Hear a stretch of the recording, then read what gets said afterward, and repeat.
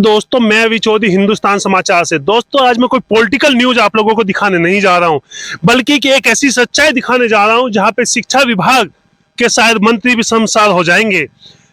मैं बात कर रहा हूं आज ग्राम फजलगढ़ में स्थित एक स्कूल की, जिस स्कूल की स्थिति अब से 1 से 1.5 साल पहले इतनी बेकार थी, क्या कौन सी छत गिर जाए, दुर्घटना घट जाए। इस स्कूल की स्थिति इतनी बेकार हो चुकी थी कि ढकिया स्कूल बोलते थे। समस्त ग्रामवासियों ने समस्त प्रकार से प्रयास करते हुए प्रशासन के सामने जब देखा कि अपने आप को फेल हो चुके हैं, उसके बाद समस्त ग्रामवासी लोकल विधायक के साथ मिलकर आपस में चंदा करते हैं और स्कूल की ये स्थिति करते हैं। आज आपको मैं अपने कैमरामैन से कहूंगा कि वो इसको दिखाएं कि स्कूल किस स्थिति में आ चुका है। ये स्कूल वही था जिसको ढकिया स्कूल कहा जाता था। प्रशासन, सरकार, मंत्री, संतरी कोई भी इसको फंड देने के लिए तैयार नहीं था। ग्रामवासियों ने चंदा किया, तमाम क्षेत्र के लोगों का भी योगदान रहा। जिस पे 500 बने, किसी पे 100 बने, किसी पे 5000 बने, जिस पे जैसा बना उसने वैसा योगदान दिया। इस स्कूल की स्थिति आप देख सकते हैं। सर्वोदय विद्या मंदिर हाई सेकेंडरी स्कूल, यह हाई स्कूल है, लेकिन 12वीं की मान्यता के लिए इसका प्रयास किया जा रहा है। अब भी सरकार, प्रशासन इस स्कूल की फाइल को दबाए बैठा है। कभी ये गलती है, कभी वो गलतियां करते हुए ग्रामवासियों को परेशान कर रहा है। मैं बात करता हूं ग्रामवासियों से। हमारे साथ है ब्रजबीर सिंह जी, महत्वपूर्ण प्रयास भी किए हैं आपके अपने गांव के सम्मानित लोगों के साथ मिलकर। ब्रजबीर जी नमस्कार। नमस्कार सर। ब्रजबीर जी, ये जो स्कूल की स्थिति, मुझे बताया कि पिछले 1-1.5 साल पहले इस स्कूल को ढकिया स्कूल के नाम से जाना जाता से इसकी स्थिति इतनी बुरी थी। भाई ऐसा था कि जो हमारे बुजुर्गों ने ये सन 1942 में इसकी स्थापना कराई। सन 1972 में इसको हाई स्कूल की मान्यता मिली। उसके बाद वित्तीय मान्यता मिली सन 1972 में, और 1978 में इसको वित्तीय मान्यता मिल गई। तब से आज तक इस स्कूल में अपना यही कार्य चलता रहा। अब जब 2 सालों से हम 2021 में 15/12/2021 में क्षेत्रीय विधायक के पास गए, उन्होंने हमारे स्कूल के बिजली के लिए 1,52,000 रुपया हमारे विद्यालय में दिया और इस हमारे विद्यालय में बिजली का कार्य कराया। उसके बाद से हमको कुछ प्रेरणा मिली। हम लोगों ने गांव वासी और क्षेत्रवासियों के सहयोग से हमने 30-40 हज़ार लाख रुपया चंदा इकट्ठा करा, जिनके सबके बोर्ड पत्थर पर दानदाताओं की सूची लगी हुई है। मेरा ये कहना है कि जब आप इस स्कूल को बनाने का प्रयास कर रहे थे, क्या सरकार की तरफ से या लोकल प्रतिनिधियों की तरफ से ये प्रयास नहीं किया गया कि सरकार से भी कुछ इसमें फंड लाया जाए? सरकार से कोई फंड नहीं आया? बस सरकार से कोई फंड नहीं आया। एक कमरा चौधरी अजीत सिंह ने बनवाया था जब वे उद्यान मंत्री थे। अच्छा, उस समय बनवाया था वो? तो उस समय जी। उसके बाद से कोई भी सरकार से फंड हमारे स्कूल को नहीं मिला। तमाम क्षेत्रवासियों ने प्रयास करके अपने पैसे से इस स्कूल को इतना भव्य बनाया है। हाँ जी। और इसमें मुझे बताया है, अभी टीचर से पता लगा है कि इसमें सेंटर भी इस बार पड़ा है 10वीं और 12वीं का। ये हमारे मतलब प्रिंसिपल साहब की बहुत ही मेहनत है, और हम क्षेत्रवासियों की कि उन्होंने हमारे यहाँ DIS साहब जो हैं, जिला विद्यालय निरीक्षक, उनकी मदद से हमें यहाँ सेंटर मिला है। अच्छा, अभी भी सरकार के पास इस स्कूल के इंटर होने की फाइल ऑफिस से ऑफिस भटक रही है।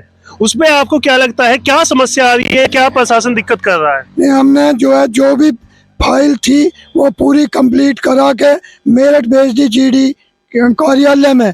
मुझसे बार 2 दफे आपत्ति लगाई, उनको भी पूर्ण करा। अब भी फिर कहते हैं वहाँ कि भाई तुम्हारी फाइल इलाहाबाद गई। इलाहाबाद पता करा तो पता लगा कि वापिस मेरठ है। अब हम कई बार मिल लिए वहाँ भी, अब हमें ये नहीं पता चल रहा हमारी फाइल क्यों पास नहीं हो रही। उसके लिए हम माननीय क्षेत्रीय विधायक और जो सांसद हैं उनसे भी मिले, उन्होंने भी अपने लेटर लिखे, लेकिन आज तक हम ये नहीं समझ पा रहे हमारी फाइल क्यों रुकी हुई। हमारे साथ ब्रजबीर जी है, जिनका साफ कहना है कि इस गांव के स्कूल के इंटर स्कूल की जो मान्यता के लिए हमने फाइल दी हुई है वो 10 ऑफिसों में भटक रही है। भोले भाले किसानों को, भोले भाले ग्रामवासियों को परेशान किया जा रहा है कि किस ऑफिस में फाइल है। क्या उस फाइल को पास नहीं होना चाहिए? ग्रामवासी अपने चंदे से इस स्कूल को बनाते हैं, क्या वो फाइल अब भी अटकी होनी चाहिए? सरकार को पहल करनी चाहिए इसमें। और मैं सरकार से भी आग्रह करता हूं, इसमें जो भी योगदान सरकार कर सकती है, ये मैनेजमेंट स्कूल है। ब्रजबीर जी, मैनेजमेंट का जो फंड आता है, क्या वो भी कभी आपको नहीं मिला? नहीं साहब, कब कुछ पैसे, एक पैसा सरकार ने दिया हो तो सरकार बतावे। ये तो हमने अपना भीख मांग के, मतलब चंदा मांगा लोगों से, उनके आगे। ये हमारे बुजुर्गों ने पहले जो है 5-4 कमरे नाज उगा उगा के बनाए।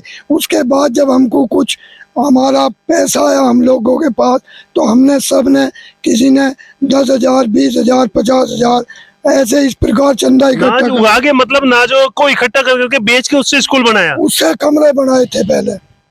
अच्छा। और अब तो जो है हमने चंदा इकट्ठा करा, और चंदा इकट्ठा करके अब हमने जो आप स्कूल की हालत देख रहे हैं वो आपके सामने है। ग्राम वासियों के इस अद्भुत कार्य के लिए जितनी प्रशंसा की जाए उतनी कम है, क्योंकि स्कूल आज इस स्थिति में है कि सरकारी तो क्या प्राइवेट स्कूल के भी इतने खूबसूरत गेट नहीं पाए जाते हैं। ये तो सब देखो जी आप लोगों का है, या जो क्षेत्रवासी हैं उनकी मेहरबानी में किस दृष्टि से देखें। हम तो ये कह सकते हैं कि हमने जिससे जो पैसा लिया उसका हमने सब पत्थर लगवाया और स्कूल में कार्य करा। गांव के लोग किस प्रकार अनाज बेच बेच कर स्कूल को बनाते हैं, और प्रशासन सरकार समझ सोती रहती है। सरकार अनेकों आई है, ये स्कूल आज से नहीं है, 1945 ईस्वी से है। तमाम प्रकार की सरकारें आई, तमाम दलों की सरकारें आई, लेकिन हर सरकार की एक ही निगाह अपनी वोटों की राजनीति करे। स्कूल पे किसी का ध्यान नहीं है। आइए हम स्कूल के अंदर चलते हैं। ये वो तमाम दानकर्ताओं की सूची है जिन लोगों ने दिया है, और इसमें भी मैं देख रहा हूँ कि अधिकांश 5100 रुपए वालों की रसीद है। क्या छोटे दानकर्ताओं की रसीद नहीं है ना इसमें? ऐसा है पत्थर पे मतलब लिमिटेड लोगों के नाम आ सकते थे। ये लिमिटेड लोगों के नाम है जिन्होंने दान दिया है। ये दान करता है। इस शिक्षा के आज के क्षेत्र में भी, आज के समय में भी दानकर्ताओं के सहयोग से स्कूल बनाया जाता है। सरकार, प्रशासन, जनप्रतिनिधि 1945 से सोए हुए हैं। मैं फिर बोल रहा हूं आपसे, 1945 ईस्वी सोए हुए हैं। इससे पहले मैंने यहाँ पे सुना है कि 1.5-2 साल पहले जब स्कूल का काम शुरू भी नहीं हुआ था तो इसे ढकिया स्कूल के नाम से जाना जाता था। इसकी स्थिति इतनी बेकार हो चुकी थी। हाँ, तब तो इसका विकास बिल्कुल नहीं था। हमारे गांव और क्षेत्र के सहयोग से इस स्कूल का विकास हुआ है, और हम प्रयास करेंगे कि प्रशासन हमें सहयोग करे और इसे इंटर की मान्यता भी दे।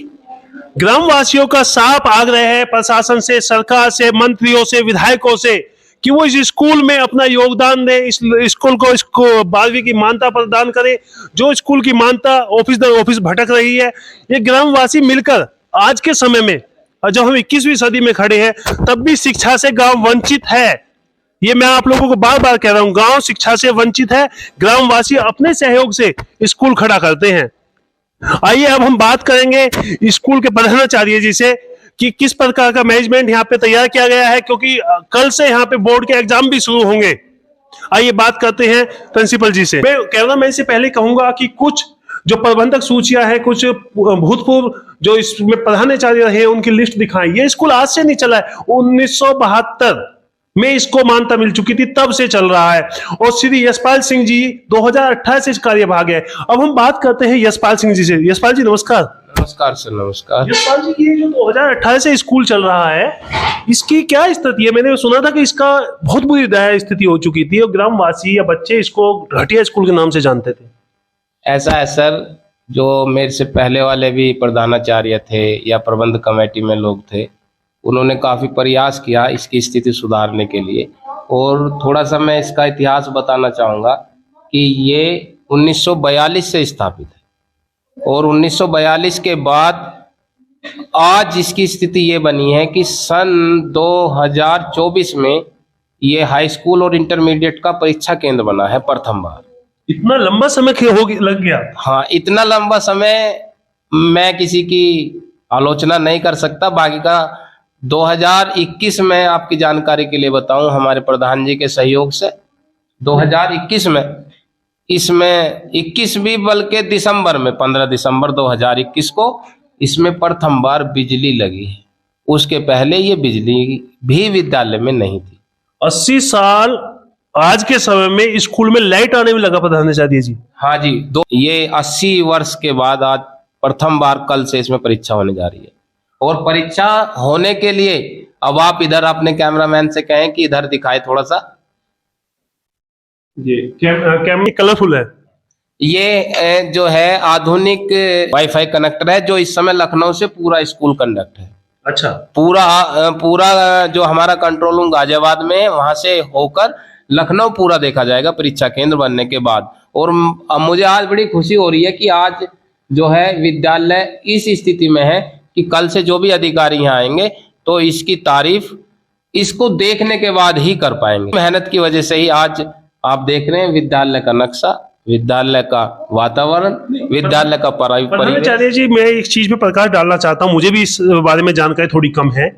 ये मैनेजमेंट स्कूल है जी, तो क्या मैनेजमेंट स्कूल में सरकार की तरफ से कुछ फंड ही नहीं है, तो ताकि सरकार यहाँ दे इस स्कूल को आगे बढ़ा सके? स्कूल में मैं शासन के द्वारा केवल अध्यापकों की सैलरी और ऐसी कोई बड़ी वित्तीय मदद नहीं मिलती है कि भाई जिससे विद्यालय का कुछ हो। अब शासन ने नई योजना शुरू की है कि वो अलंकृत विद्यालय के नाम से है, कि जिसमें जो पुराने विद्यालय हैं, जो काफी पुराने हैं, उनमें जीर्णोद्धार कराने के लिए सरकार ने, लेकिन उस सूची में भी हमारे विद्यालय का नाम नहीं आया।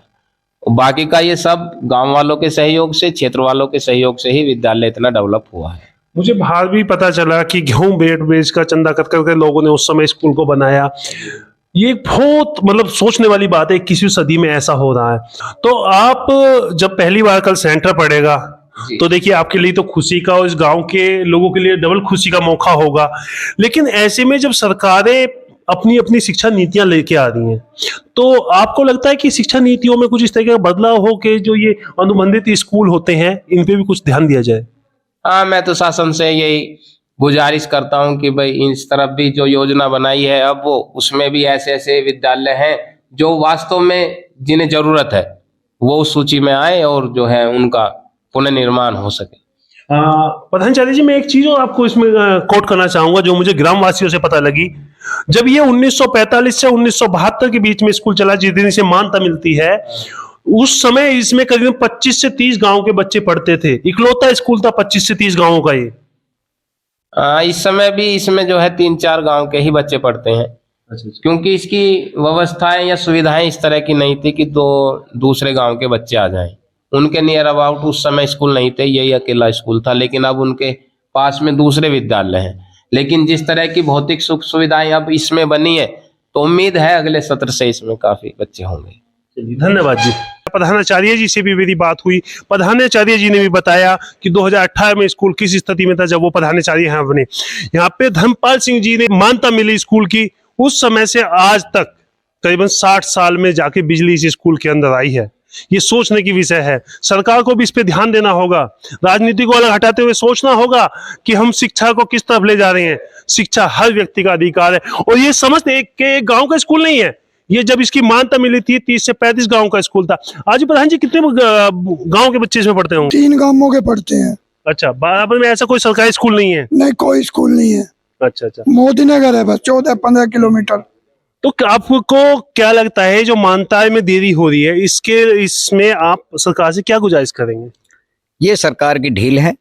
अगर सरकार चाहे तो अब से पहले मान्यता दे देनी चाहिए ही। और अब तक भी इतना प्रयास करने के बाद भी अगर सरकार हमारे स्कूल को मान्यता नहीं दे रही है तो इससे लगता है कि सरकार शिक्षा का विकास ही करना नहीं चाहती, ऐसा महसूस शिक्षा होता को है। लेकर सीरियस नहीं है। शिक्षा को लेकर सीरियस नहीं है। अगर सीरियस होते तो अब से पहले सारे मानक पूरे होने के बाद तो इन्हें मान्यता दे ही देनी चाहिए थी। हम बार बार भटक रहे हैं। अपने सारे जितने भी इन्होंने कमियां हमें बताई वो सारी कमियां पूरी करने के बावजूद भी मान्यता में कोई ना कोई कमी निकाल कर रख दे रहे हैं। इससे लगता है कि सरकार शिक्षा के प्रति पूरी तरह संवेदनशील नहीं है। प्रधान जी, क्या आप सरकार से आग्रह करते हैं कि जो आपकी फाइल इंटर की मान्यता की रुकी हुई है उसके लिए आप क्या सरकार से आग्रह करते हैं? सरकार से यही हम आग्रह कि हम तो प्रार्थना कर सकें क्षेत्रीय विधायक और क्षेत्रीय MP साहब से कि हमारी स्कूल की मान्यता की फाइल को पास करावें। और जो शिक्षा मंत्री है, नहीं तो फिर हम लखनऊ भी जाएंगे कि भाई हमारी फाइल में क्या कमी है। अब मेरठ रुकी पड़ी है हमारी फाइल GD ऑफिस में। GD ऑफिस में अभी ब्रजबीर सिंह जी ने हमें बताया कि यहाँ पे जो GD ऑफिस है उसमें इनकी फाइल लटकी हुई है। तमाम ग्रामवासियों ने सहयोग चंदा करके स्कूल की बिल्डिंग को तैयार कर दिया, स्कूल के स्ट्रक्चर को कंप्लीट कर दिया। अंदर से मैंने आपको क्लासरूम दिखाता हूँ। तो ये क्लासरूम है। उस क्लासरूम में आप देखिए किस तरीके का आधुनिक फर्नीचर लगा हुआ है। उसके बावजूद भी स्कूल को मान्यता क्यों नहीं दे रही है सरकार? क्या शिक्षा को नहीं चाहती, शिक्षा को बढ़ावा मिले? मैं भी प्रार्थना करता हूं सरकार से, सरकार इसकी मान्यता इंटर की जल्द से जल्द करे। आप देख रहे थे स्कूल की इस कवरेज को, आप देखते रहिए हिंदुस्तान समाचार। मैं अभी चौधरी, नमस्कार।